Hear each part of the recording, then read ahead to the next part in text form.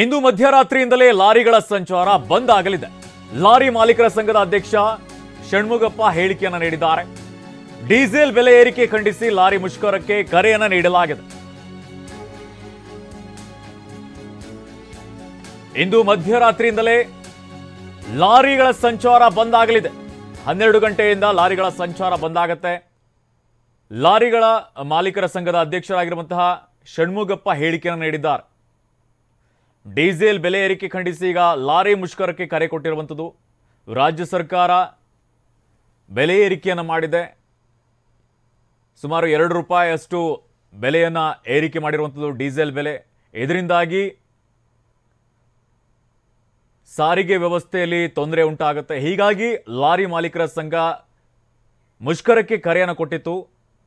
ಇವತ್ತು ರಾತ್ರಿ 12 ಗಂಟೆಯಿಂದ ಅನಿರ್ದಿಷ್ಟಾವಧಿ ಮುಷ್ಕರವನ್ನು ನಡೆಸೋದಕ್ಕೆ ಮುಂದಾಗ್ತಾ ಇರುವಂಥದ್ದು. ಬೆಲೆ ಏರಿಕೆ ಖಂಡಿಸಿ ಲಾರಿ ಮುಷ್ಕರಕ್ಕೆ ಕರೆ ಕೊಟ್ಟಿದ್ದಾರೆ. ಇನ್ನು ಇದಕ್ಕೆ ಸಂಬಂಧಪಟ್ಟಂತೆ ಲಾರಿಗಳನ್ನು ಬಂದ್ ಮಾಡ್ತೀವಿ, ಲಾರಿ ಸಂಚಾರ ಬಂದ್ ಮಾಡ್ತೀವಿ ಅಂತ ಲಾರಿ ಮಾಲೀಕರ ಸಂಘದ ಅಧ್ಯಕ್ಷರಾಗಿರುವಂತಹ ಷಣ್ಮುಗಪ್ಪ ಹೇಳಿಕೆಯನ್ನು ನೀಡಿದ್ದಾರೆ.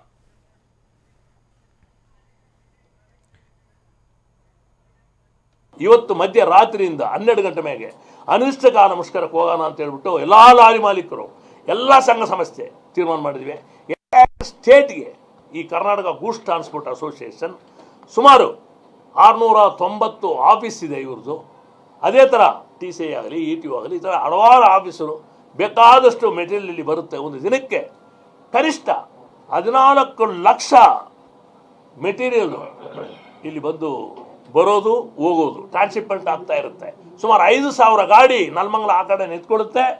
ಲಾಜಿಸ್ಟಿಕ್ ಬರುತ್ತೆ, ಅದೇ ಥರ ಫೋರಮ್ಗೆ ಬರುತ್ತೆ, ಅದೇ ಥರ ಮೆಟ್ರೋಗೆ ಬರುತ್ತೆ. ಈ ಥರ ಸುಮಾರು ಮೆಟೀರಿಯಲು ಈ ರಿಲಯನ್ಸ್ಗೆ ಎಲ್ಲರಿಗೂ ನಾವು ತಗೊಂಬಂದು ಹಲವಾರು ಜಾಗದಲ್ಲಿ ಡೆಲಿವರಿ ಕೊಡಬೇಕಾಗಿದೆ. ಆ ಥರ ಈ ಆರ್ಗನೈಸೇಷನು ಸುಮಾರು ಕರ್ನಾಟಕದಲ್ಲಿ ಬೇಕಾದಷ್ಟು ಸಂಘಟನೆ ಇಟ್ಕೊಂಡು ಇವತ್ತಿನ ತನಕ ಸುಮಾರು 50 ವರ್ಷ ಕಾಲ ಕರ್ನಾಟಕ ಗೂಡ್ಸ್ ಟ್ರಾನ್ಸ್ಪೋರ್ಟ್ ಇದೆ. ಅವರು ನಮಗೆ ಈ ಸಪೋರ್ಟ್ ಮಾಡ್ತಾ ಇದ್ದಾರೆ. ಈ ಆರ್ಗನೈಸೇಷನ್ ನಮ್ಮ federation of Karnataka lorry owners and agent ಅಸೋಸಿಯೇಷನ್ಗೆ ಕರ್ನಾಟಕ ಗೂಡ್ಸ್ ಟ್ರಾನ್ಸ್ಪೋರ್ಟ್ ಅಸೋಸಿಯೇಷನ್ ಮಾಡ್ತಾರೆ. ಸ್ಮಾಲ್ ವೆಹಿಕಲ್ಸ್, ಮೀಡಿಯಂ ವೆಹಿಕಲ್ಸ್ ಮಾಡ್ತಾರೆ. ಈಗ ತಾನೇ ಕಂಪ್ಲೀಟ್ ಹೊಸೂರಲ್ಲಿ ಕಂಪ್ಲೀಟ್ ಜಲ್ಲಿ ಕಲ್ಲಿ ಮರಳು ಯಾರನ್ನ ಬರೋದಿಲ್ಲ ಒಳಗಡೆ ಹಂಗಂತ ಹೇಳ್ಬಿಟ್ಟು ಅವ್ರನ್ನೂ ಇಶ್ಯೂ ಮಾಡಿಬಿಟ್ಟಿದ್ದಾರೆ ಸರ್ಕಾರದ್ದು ಈ ಡೀಸೆಲ್ ಬೆಲೆ.